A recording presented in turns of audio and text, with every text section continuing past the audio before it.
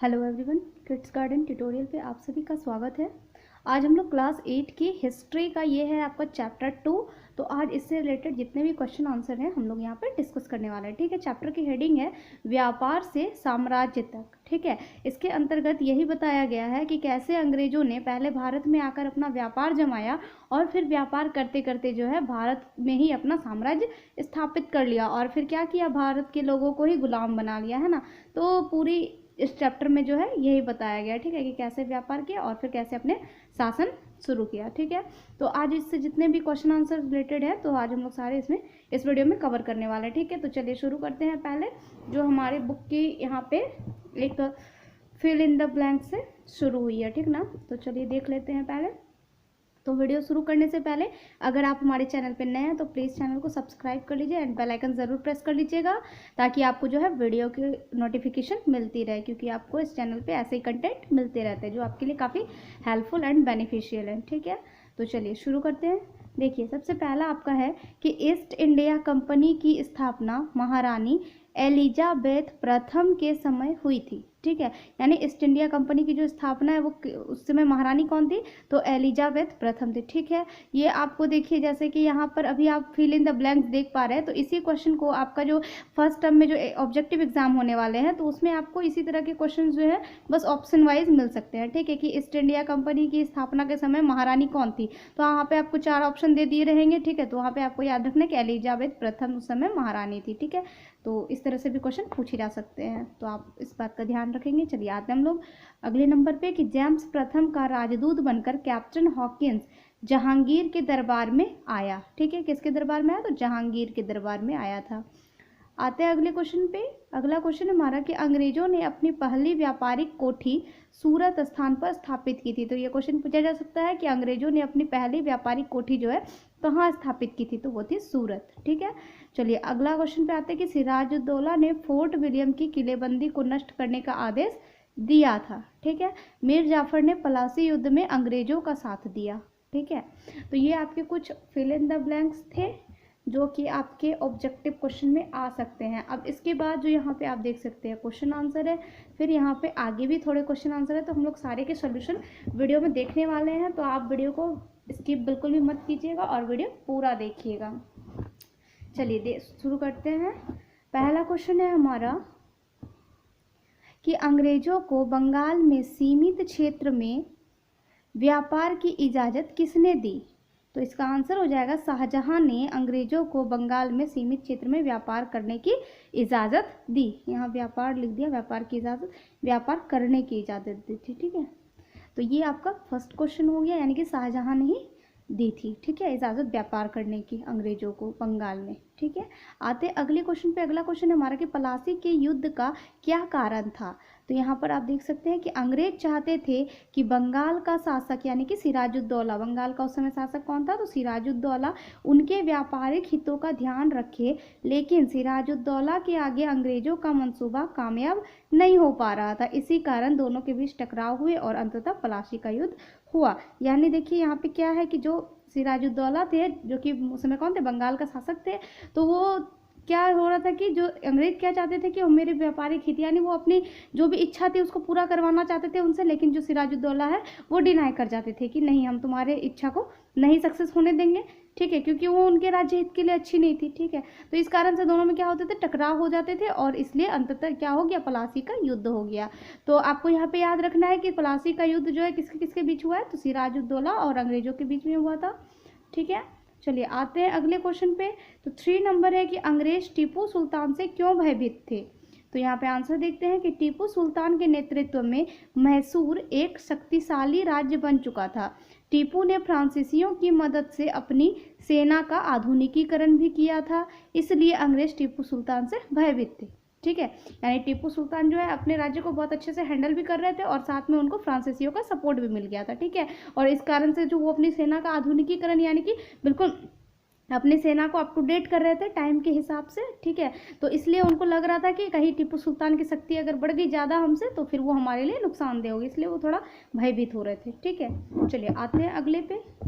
4 number question है कि Jharkhand company सरकार के संपर्क में कैसे आया। ठीक है, तो देखिए यहाँ पे आंसर है कि 1765 ईस्वी में बिहार, बंगाल और उड़ीसा की दीवानी जब ईस्ट इंडिया कंपनी को प्राप्त हुई थी तब झारखंड अंग्रेजों के अधीन आ गया था। ठीक है, यानी कब आया था, तो 1765 में बिहार, बंगाल और उड़ीसा की जो दीवानी है वो किसको मिल गई थी, कंपनी को मिल गई थी, यानी ईस्ट इंडिया कंपनी को।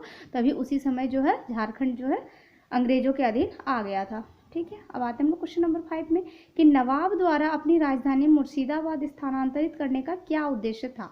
ठीक है, यानी जो बंगाल के नवाब थे उन्होंने मुर्शिदाबाद अपनी राजधानी को क्यों मतलब बदल लिया। ठीक है, स्थानांतरित का मतलब वही हो गया कि स्थान में अंतर, ठीक है, बदलना। चलिए देखते हैं आंसर कि बंगाल के नवाब ने अंग्रेजों के व्यापारिक हित पर रोक लगाने की पूरी कोशिश की। ठीक है, व्यापारिक रियायत में कमी, नजराने की मांग की, लेबंदी तथा राजस्व कर पर रोक लगाने से बंगाल के नवाब एवं अंग्रेजों के बीच टकराव बना। ठीक है, तो इन सब में उन्होंने रोक टोक की कि हम तुम्हें ये नहीं करने देंगे। इसी कारण क्या हो गया कि अंग्रेजों और बंगाल के नवाब के बीच में क्या होने लगा, टकराव होने लगा। और इसी कारण नवाब अपने राज्य हित की रक्षा के लिए अपनी राजधानी मुर्शिदाबाद स्थानांतरित कर लिए।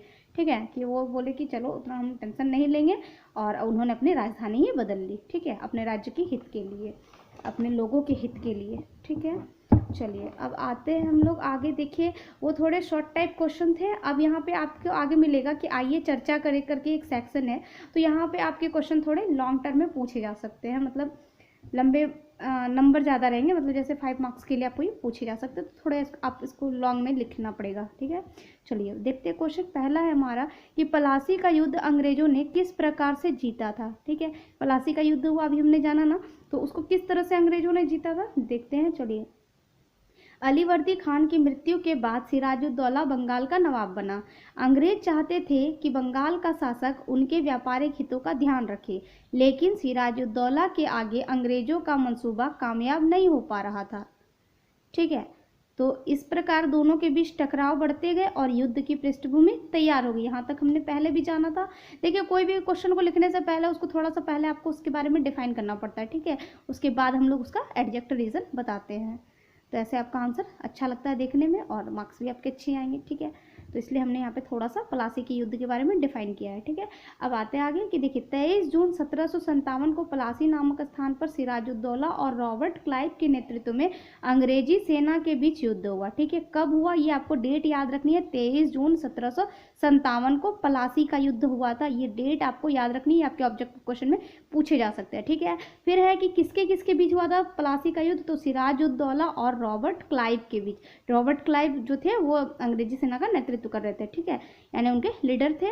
अब देखिए क्या हुआ उसके बाद फिर कि सेनापति मीर जाफर के विश्वासघात के कारण अंग्रेजों ने प्लासी का युद्ध जीता। ठीक है, और यहाँ पे जो उनका सेनापति था, किनका, सिराजुद्दौला का जो सेनापति थे मीर जाफर, तो उनके उन्होंने विश्वासघात किया और मतलब कि उन्होंने क्या किया कि अंग्रेजों का सपोर्ट किया होगा या फिर जो भी चीज़ है, तो इस कारण से जो है क्या हो गया कि सिराजुद्दौला जो है वो हार गए और अंग्रेज जीत गए थे। ठीक है, प्लासी का युद्ध याद रखेंगे आप। ठीक है, आते हैं हम लोग अगले पे। क्वेश्चन नंबर 4 है हमारा। देखिए बक्सर युद्ध के क्या परिणाम हुए। देखिए हिस्ट्री जो है इसमें आपको मेनली बहुत लोगों को ये बोरिंग लगती है, क्योंकि हम लोग है ना इसमें ईस्वी सन याद रखना, फिर ये युद्ध वगैरह याद रखना बहुत बोरिंग लगता है लोगों को। लेकिन देखिए जब हम लोग ये सब पढ़ते हैं ना, तो हमें थोड़ा इंटरेस्ट बना के पढ़ना चाहिए और मतलब ऐसा महसूस खुद को करना चाहिए उस समय कि हम लोग वो चीज़ बस अपने आंखों के सामने सारी चीज़ें देख रहे हैं ना, और एकदम कहानी के जैसी हमें सुननी चाहिए, ताकि मतलब इंटरेस्ट आ जाए। जब हमें एक बार इंटरेस्ट आ जाता है ना, तो वो चीज़ें हमें याद रह जाती है। तो ये एक ट्रिक है आपका हिस्ट्री पढ़ने में, जो कि आपके लिए काफ़ी बेनिफिशियल रहेगा।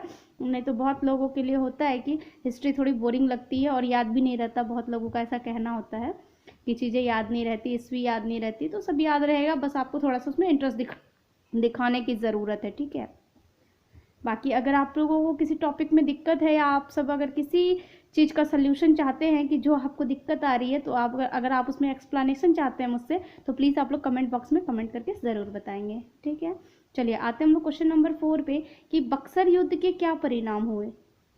तो देखिए 22 अक्टूबर 1764 को बक्सर का युद्ध हुआ था। ठीक है, डेट याद रखेंगे आप, 22 अक्टूबर 1764 को बक्सर का युद्ध हुआ था, जिसमें अंग्रेजों की जीत हुई थी। ठीक है, जीत किसकी हुई थी, तो अंग्रेजों की जीत हुई थी।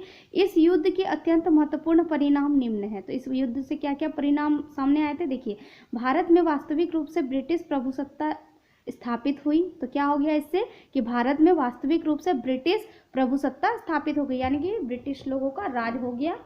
ठीक है, उसके बाद देखिए, अब मुगल सम्राट बंगाल का नवाब एवं अवध के नवाब पूर्ण रूप से कठपुतली शासक बन गए थे।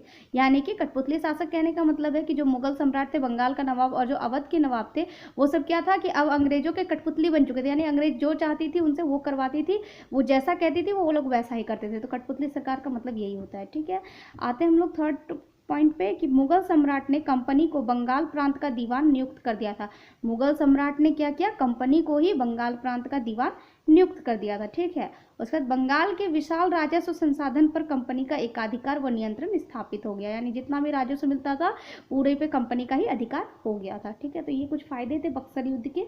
ठीक है, आते हम लोग अगले क्वेश्चन पे। क्वेश्चन नंबर 5 है हमारा कि दिल्ली पर शासन करने का मराठों का सपना क्यों पूरा नहीं हुआ। ठीक है, तो यहाँ पर देखिए कि पानीपत की तीसरी लड़ाई में हार के पश्चात मराठा को कई राज्यों में बांट दिया गया था। इसी कारण दिल्ली पर शासन करने का मराठों का सपना पूरा नहीं हो पाया था। ठीक है, मतलब वो लोग पूरी दिल्ली पे राज करना चाहते थे, पर दिल्ली को क्या किया गया था, कई राज्यों में अलग अलग बांट दिया गया था, तो इसलिए वो पूरी दिल्ली पर राज नहीं कर पाया, तो उनका सपना ये पूरा नहीं हो पाया। ठीक है, आते हम लोग क्वेश्चन नंबर 6 पे, राज्य हड़प की नीति के क्या परिणाम हुए। ठीक है, तो देखिए, लॉर्ड डलहौजी ने विलय या राज्य हड़प की नीति का सहारा लिया था। ठीक है, तो ये क्वेश्चन आपको किस तरह से बनेंगे कि राज्य हड़प की जो नीति है ये किसकी देन है या फिर इसको किसने लाया सामने। ठीक है, तो ये आपको याद रखना कि लॉर्ड डलहौजी नाम है। ठीक है, लॉर्ड डलहौजी ने ही विलय या राज्य हड़प की नीति का जो भी सहारा लिया था।